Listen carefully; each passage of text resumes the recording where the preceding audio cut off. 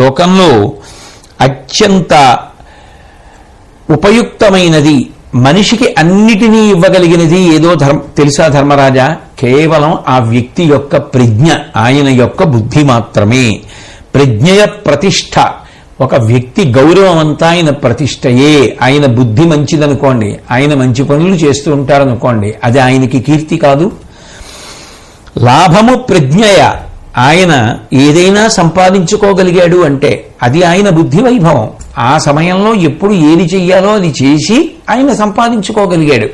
కాబట్టి ప్రాప్తకాలజ్ఞత అటువంటిది బుద్ధి చేత సంభవమైంది. కాబట్టి బుద్ధియే నిజానికి ఒక మనిషి యొక్క ఆదాయమునకు ఆర్జనకు కారణమైంది. నాకంబనంగా ప్రజ్ఞయ చువ్వే. స్వర్గలోకం దేని వలన వస్తుంది? బుద్ధి వలన వస్తుంది. అరే, ఈ పని చేసేయడం తేలికరా, ఇప్పుడు ఈ క్షణంలో సుఖపడడం తేలిక, కానీ చేసిన పాపం వెంట వస్తే జీవుడు నశించిపోతాడు అన్న బుద్ధి కలిగినవాడు దుష్కర్మల జోలికి వెళ్ళడు. కాబట్టి స్వర్గలోకవాసమునకు కారణమైనది, స్వర్గమును అందివ్వగలిగినది ఏది? బుద్ధియే.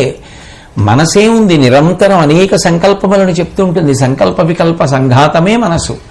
కానీ మంచి విషయాన్ని నిర్ణయం చేసి ఈ మంచి విషయం మాత్రమే మనం అనుష్ఠిద్దాం అని బుద్ధి నిర్ణయం చెయ్యగలిగితే దాని చేత ఇక్కడ సుఖపడతాడు, శరీర పతనానంతరము ఊర్ధ్వలోకములను పొందగలుగుతాడు.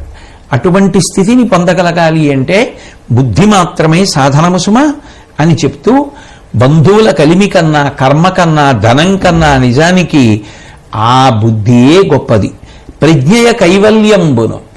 ఆ బుద్ధియే కైవల్యమునకు, ఈశ్వరుడి యందు ఐక్యమైపోవడానికి కారణమవుతుంది. కాబట్టి ప్రజ్ఞాసాధ్యములు కాని పనులు కలవే. బుద్ధి చేత సాధించలేని పనులు లోకంలో ఉంటాయా ధర్మరాజా? కాబట్టి బుద్ధి గొప్పదయా.